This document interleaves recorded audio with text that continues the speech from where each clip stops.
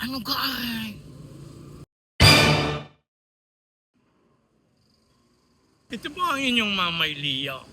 Madami po nagko-komentaryo ng kung talagang napakadami pa niyang mga Batanggenyong salita na di nila naintindihan.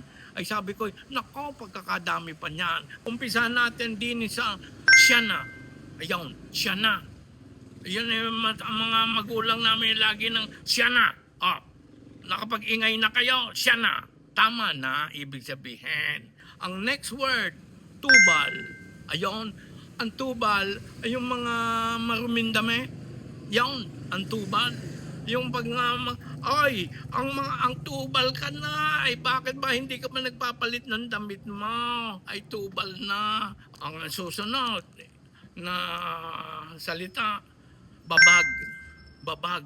Ibig sabihin, laban. Nagbababag na naman ang mga are. Ay, ang bilin-bilin sa akin ang aking ang mga magulang. Ay, kayong magkakapatid, wag na wag kayong magbababag. Kayo mapapalo ko pag kayo'y nagbabag. Ang susunod, baliw. Hindi ito baliw, pero baliw. Talagang tough. Yung gawin yan, nakaw, tapang yan. Nako, pag may sumpa, mayayari kayo diyan.